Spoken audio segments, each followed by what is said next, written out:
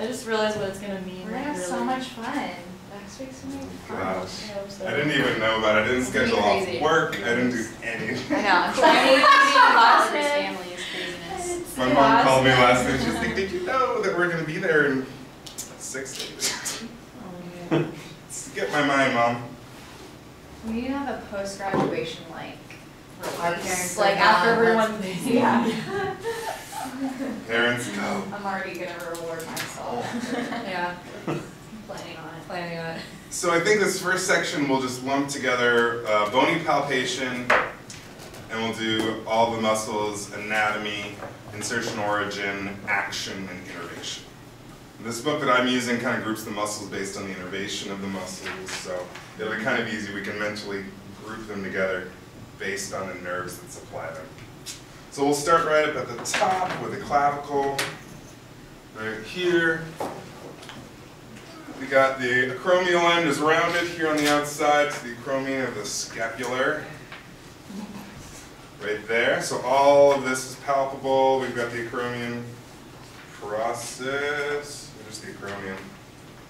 Process. Coronoid tubercle is at the back side. Sternal articular surface articulates with the sternum. The manubrium, to be specific. Saddle joint. And, oh, subclavius is the name of that. So we have an articular surface here between the manubrium and the clavicle. On the bottom of the clavicle, we have a ridge for the subclavius muscle that helps depress the clavicle. An impression for the costoclavicular ligament here that supports the costoclavicular joint. Oh, there's a page for bony palpation too. I wish you guys could see this while I'm looking at it. So the whole top surface of the clavicle is palpable. The whole spine of the scapula on the back is palpable. Medial border of the scapula is palpable. And the coronoid process right here. Coracoid. Coracoid. So is it coracoid here, coronoid here, sorry, here, and then there's something on your ulna that's the Coronoid. conoid. Conoid. Conoid is on the clavicle. I don't know that guy. Coracoid here, and then coronoid. Yeah, coronoid. Okay, and coronoid, conoid, coracoid. Yeah. So that's the. I just memorized it. I don't have any. Coronoid process is in the elbow, Okay. on the anterior surface of the elbow. Coracoid is the process on the anterior surface of the scapula. There's some other ones, yeah. And then the conoid on the clavicle. Conoid. Donde está? On Conoid. the clavicle. Oh, conoid ligament. Yeah, so that's the conoid process Yeah, here. yeah. On the bottom side. Gotcha. Okay. Moving around, let's see. So we got all the palpable parts of the body there. Let's just go through palpation, I suppose. That's how the book is grouped, it'll be easier. So moving away from there, we got the whole library, I did that. Such a process to remove a box of bones. Is it? They have like a death grip. Just like, oh, you're taking it out of the building. I do need a bone holder. Do you want me to? Not yet, we'll see how it goes. Okay. Next, humerus. Of course, we've got the lesser, greater tubercles. Right? Yeah. Tubercles, yes. Or tuberosities. I've never I've seen seen it it tuberosities. I've seen it both So in text, so. According to this, it's Tuberosities would be a bit larger than tubercles. Yeah. Trochanters are bigger than Tuberosity Right. and tubercle. tubercle, tuberosity, trochanter, isn't that But how it I is? always remember. Technically. Yeah, I All don't know. right. I agree with you, but I've seen it both ways. I think. We've got medial epicondyle is much larger than the lateral epicondyle distally on the humerus. And those are the only two palpable parts of the humerus distally. Add on.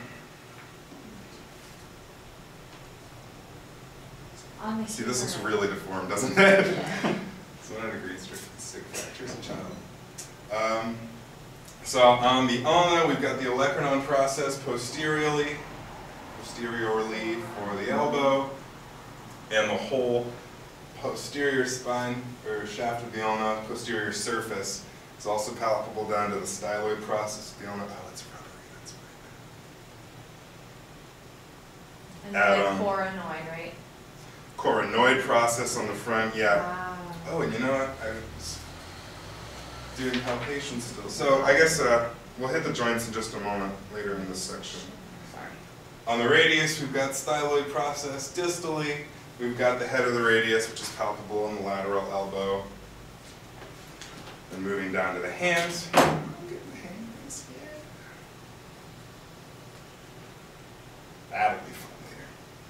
So the majority of the joints in the hand are all palpable, including the piriformis and hook of the hamate. Here medially, we've got the tubercle of the scaphoid and the tubercle of the trapezium laterally.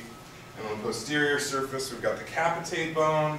Most of the backs of the fingers, triquetrium is palpable medially. That's it for palpation of the upper extremity. Bony palpation.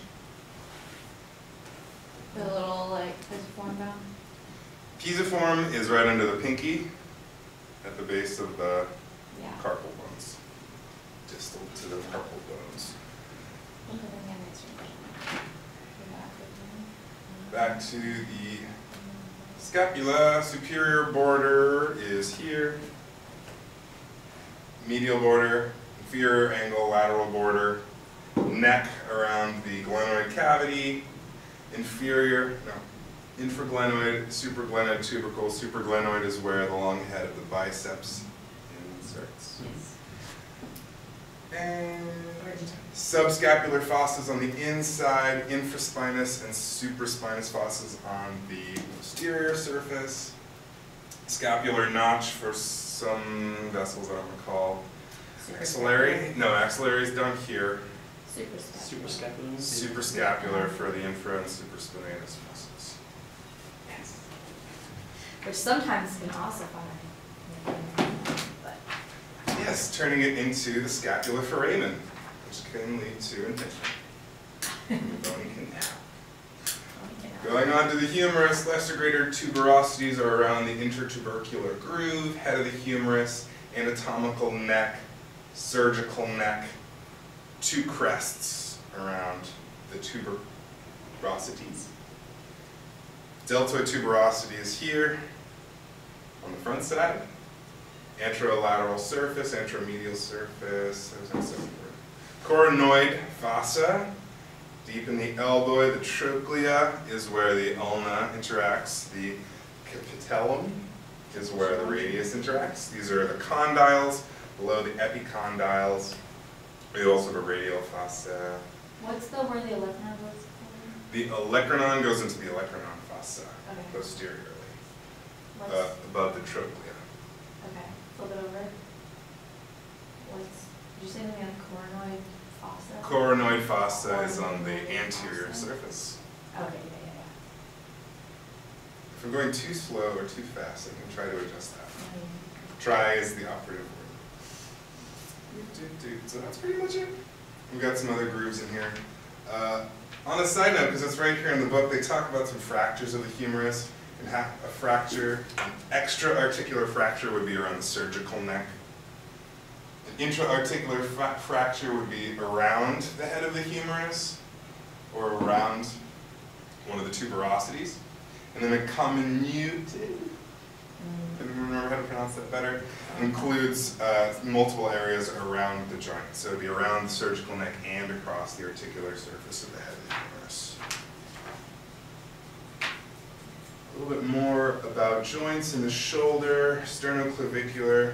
I don't have my kinesiology notes whatsoever. So if you guys have questions, I'm sure we've got the resources here, yeah. How did that happen this year?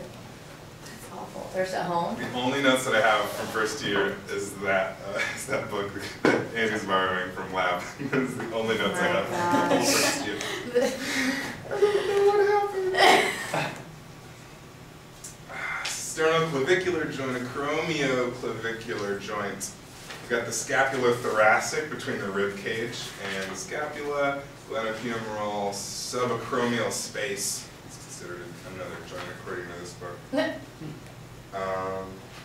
And the associated ligaments are all named after them, except for the coracoacromial, which branches and creates a bony, or a ligamentous bridge there for the structures to pass underneath.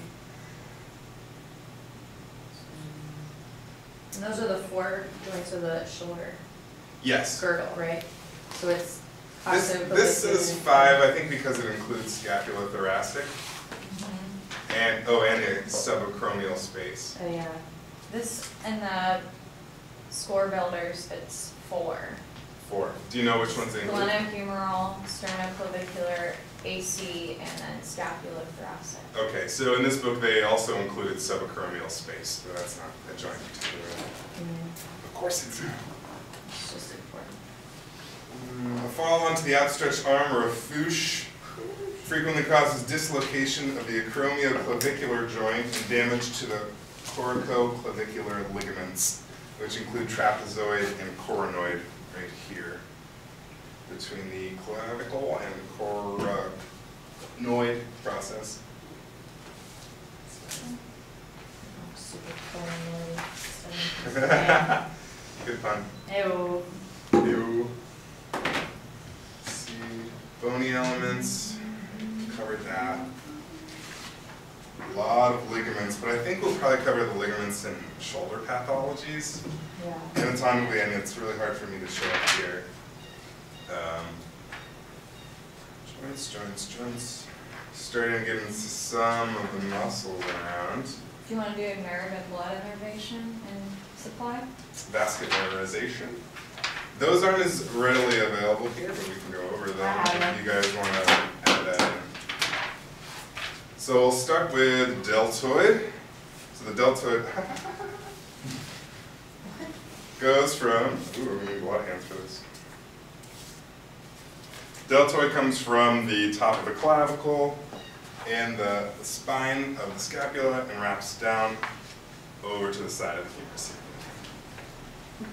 Abducts, we've got a clavicular part, an acromial part, and a spinal part for the spine of the scapula. It's innervated by the axillary nerve, C5, C6. It works to flex, internally rotate, and adduct on the front side. It works to extend, externally rotate, and adduct on the posterior side or spinal element, and then pure abduction from the acromial part in the center. Next, going on to the rotator cuff, we've got the supraspinatus here, which goes from the supraspinatus fossa into the greater tuberosity. So it goes forward onto the head, var, at the very top of the greater tuberosity. That's via the suprascapular nerve, C4, C6, works to abduct and externally rotate. I'm not sure how that externally rotates based on the alignment that you can see here. Yeah. Externally rotating, probably smaller over there. I thought it was helpful to, especially because of the rotator cuff muscles, they say where. So they're all on greater tubercle except for subscap.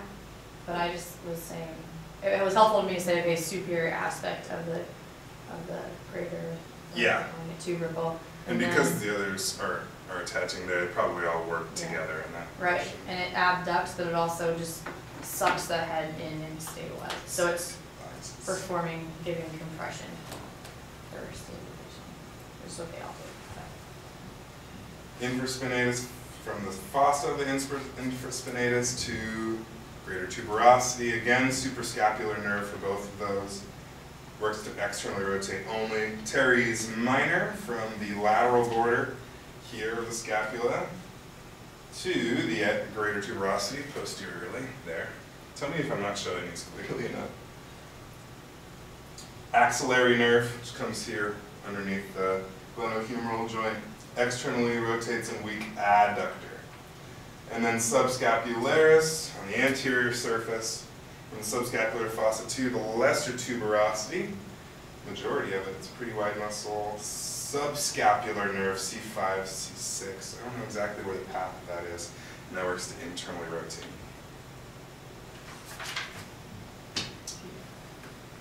Moving on to the pectoralis major, clavicular, sternocostal, and abdominal parts, because it comes from both the clavicle, the sternum and costal cartilages, here more likely, and then the rectus sheath is the abdominal part, lower on the rib cage. They all insert into the crest of the greater tuberosity here, innervated by medial and lateral pectoral nerves for the pec major. Entire muscle adducts and internally rotates. The clavicular and sternocostal parts on top assist in flexion and assist in respiration. Then we've got the coracobrachialis, which goes from the coracoid process. There's a coronoid ligament, but it's on the coracoid process. From the coracoid ligament down to the lesser crest of the lesser tuberosity, lower crest. That's musculocutaneous, C6, C7.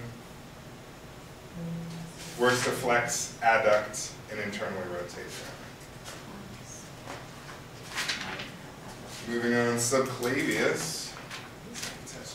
Back to the origins from the first rib. Right around there. Yeah. The first rib loops right